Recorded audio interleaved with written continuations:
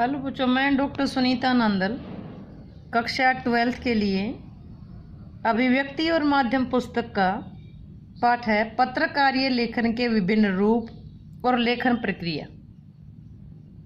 पत्रकारीय लेखन के विभिन्न रूप और लेखन प्रक्रिया। उसमें प्रश्न बनता है संपादकीय लेखन में संपादकीय लेखन की विशेषताओं पर प्रकाश डालिए। संपादकीय लेखन की विशेषताओं पर प्रकाश डालिए। संपादकीय समाचार पत्र का महत्वपूर्ण स्तंभ माना जाता है। किसका? समाचार पत्र का। क्या? संपादकीय समाचार पत्र का महत्वपूर्ण स्तंभ माना गया है। यह अखबार की अपनी आवाज कही जा सकती है। यह अखबार की अपनी आवाज कही जा सकती है। संपादकीय द्वारा संपादक किसी घटना, समस्या या महत्वपूर्ण मुद्दे के बारे में अपने निजी विचार व्यक्त करता है, अपने खुद के विचार प्रकट करता है। वस्तुतः संपादकीय पिछले 1-2 दिनों में घटी हुई किसी प्रमुख राष्ट्रीय या अंतर्राष्ट्रीय घटनाओं के बारे में वैचारिक टिप्पणी होती है। वास्तव में जो संपादकीय है वो पिछले 1-2 दिन में जो घटनाएं घटी हैं, चाहे वो नेशनल लेवल की हो या इंटरनेशनल लेवल की हो, उन घटनाओं के बारे में अपने विचारों की जो टिप्पणी होती है वो क्या कहलाती है? संपादकीय। संपादक उन घटना के मर्म का विश्लेषण करता है, उस घटना के मर्म का विश्लेषण करता है तथा उससे उत्पन्न होने वाले प्रभावों का विवेचन भी करता है। घटना के मर्म का विश्लेषण करता है और उससे होने वाले प्रभावों का विवेचन भी करता है।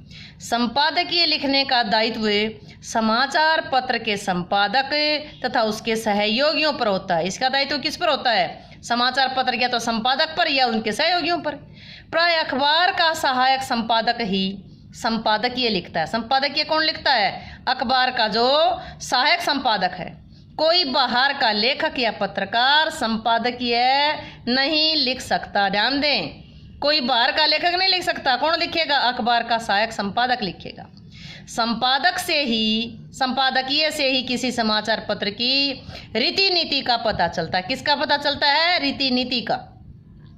संक्षेप में हम कह सकते हैं कि संपादकीय द्वारा समाचार पत्र किसी महत्वपूर्ण घटना या समस्या के बारे में अपनी राय जाहिर करता है, अपनी राय प्रकट करता है। संपादकीय है क्या? संपादकीय अखबार की अपनी आवाज है। संपादकीय संपादक द्वारा किसी घटना, समस्या या महत्वपूर्ण मुद्दे के बारे में अपनी राय, अपने विचार प्रकट करता है। तो क्या कहलाता है वो? संपादकीय। अब देखिए संपादकीय की विशेषताएं बताइए। संपादकीय की विशेषताएं: संपादक अथवा सह संपादक द्वारा किसी समस्या पर की गई टिप्पणी को संपादकीय कहा जाता है। क्या है संपादकीय? संपादक अथवा सह संपादक द्वारा किसी समस्या पर की गई टिप्पणी को संपादकीय कहा जाता है। नंबर 2, अखबार के मध्य का पूरा पृष्ठ या आधा पृष्ठ संपादकीय के लिए निर्धारित होता है। अखबार के बीच का पूरा पृष्ठ, लगभग दैनिक भास्कर की बताऊं मैं, जो 4th पेज होता है वो संपादकीय के लिए होता है। अखबार के मध्य का पूरा पृष्ठ या उसका आधा पृष्ठ संपादकीय के लिए निर्धारित होता है। संपादकीय में संपादक की निजी टिप्पणियां होती हैं। किसकी होती हैं? संपादक की। कैसी टिप्पणियां? निजी टिप्पणियां होती हैं। पहला क्या था? संपादक अथवा सह संपादक द्वारा किसी समस्या पर की गई जो टिप्पणी उसको संपादकीय कहा जाता है। अखबार का बीच का जो पूरा पेज है वो या आधा पेज संपादकीय के लिए निर्धारित होता है। संपादकीय में संपादक की निजी टिप्पणियां होती हैं। संपादकीय में संपादक अथवा सह संपादक को अपने विचार प्रकट करने की पूरी छूट होती है, क्योंकि या तो संपादक लिख सकता है या सह संपादक, केवल इन्हीं को अपने विचार प्रकट करने की पूरी छूट होती है। समाचार पत्र में संपादकीय को पढ़कर ही पाठक उसके बारे में अपनी राय बनाते हैं। किसके बारे में? समाचार पत्र के बारे में। समाचार पत्र के संपादकीय को पढ़कर ही पाठक उसके बारे में अपने विचार राय बनाते हैं। नेक्स्ट देखिए, संपादकीय से समाचार पत्र की विचारधारा का पता चलता है। उसके बारे में राय बनाते हैं, समाचार पत्र के बारे में उनकी विचारधारा का पता चलता है। संपादकीय एक ज्ञानवर्धन लेख है। इसको निरंतर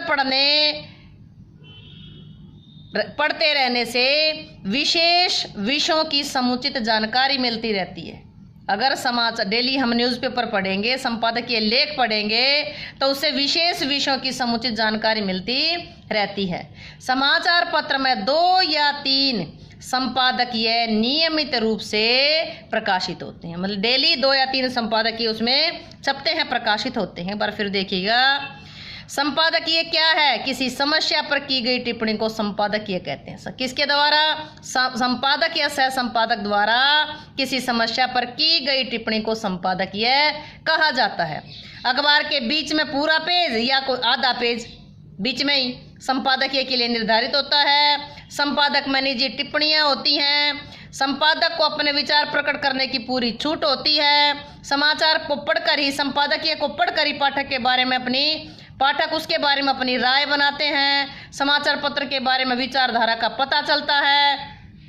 इसको लगातार पढ़ते रहने से ज्ञान बढ़ता है और जो विशेष विषयों की जानकारी मिलती है। समाचार पत्र में 2 या 3 संपादकीय नियमित रूप से प्रकाशित किए जाते हैं। अब नेक्स्ट देखिए, महंगाई का सवाल और राजनीतिक खींचातान। महंगाई का सवाल और राजनीतिक खींचतान, इस विषय में संपादकीय लेख है। एक बार ध्यान दीजिएंगे, उदाहरण के तौर पर देखेंगे, फिर आप अपने आप बना सकते हैं। संसद में सरकार भले ही महंगाई पर काम रोको प्रस्ताव के जरिए होने वाली भर्त्सना को रोक ले, किंतु जनता की भर्त्सना तो उसने आमंत्रित कर ही ली है। संसद का बजट सत्र महंगाई के सवाल पर सरकार और विपक्ष के बीच गतिरोध के साथ शुरू हुआ। जब सेशन शुरू होता है, विधानसभा का, संसद का सत्र शुरू हुआ, तब का जिक्र है। दोनों सदनों का पहला दिन हंगामे की भेंट चढ़ गया। प्रधानमंत्री कह रहे थे सरकार महंगाई सहित किसी भी विषय पर बातचीत के लिए तैयार है। फिर गतिरोध कहाँ है, रुकावट कहाँ है? विपक्ष कह रहा है वह महंगाई जैसे ज्वलंत विषय पर काम रोको प्रस्ताव के माध्यम से बहस चाहता है, जिसके बाद मत विभाजन करना अनिवार्य होता है। सरकार काम रोको प्रस्ताव नहीं चाहती, क्योंकि तब उसे संसद में शक्ति परीक्षण से गुजरना पड़ेगा। उधर जब काम रोको प्रस्ताव नहीं मान लिया जाता, हंगामे और नारेबाजी पर अड़ा विपक्ष संसद नहीं चलने देगा। यही बजट सत्र के पहले दिन हुआ और आगे कब तक जारी रहेगा कोई नहीं जानता। हंगामा करके और सामान्य कामकाज में बाधा डाल करके देश की सबसे बड़ी पंचायत के कीमती समय की बर्बादी जितनी निंदनीय है, उतना ही रोजमर्रा की बात हो गई है। इसके लिए अक्सर विपक्ष को दोषी ठहराया जाता है, लेकिन कम से कम इस बार विपक्ष अपनी जगह सही है। जरूरी वस्तुओं की बेलगाम बढ़ती कीमतों के कारण आम आदमी त्राहिमाम कर रहा है। अगर इस मुद्दे को विपक्ष पूरी ताकत में से संसद में नहीं उठाता और सरकार को कटघरे में खड़ा नहीं करता, तो वह अपने कर्तव्य कोताही कर रहा होता। लेकिन आज विपक्ष अपनी जगह ठीक है। विपक्ष की यह दलील, ये तर्क भी जायज है, क्योंकि संसद में महंगाई पर पहले भी मत विभाजन के बगैर उससे बहस हो चुकी है और फिर भी सरकार कुछ नहीं कर सकी। इसलिए अब काम रोको प्रस्ताव ही उचित तरीका है। सरकार की मुश्किल यह है कि महंगाई जैसे जन महत्व के सवाल पर न सिर्फ विपक्ष एकजुट है, बल्कि खुद उनकी कुछ सहयोगी पार्टियां सरकार की विफलता के साथ खड़ा नहीं होना चाहेंगी। ऐसे में काम रोको प्रस्ताव का पारित होना सरकार की भर्त्सना के बराबर होगा।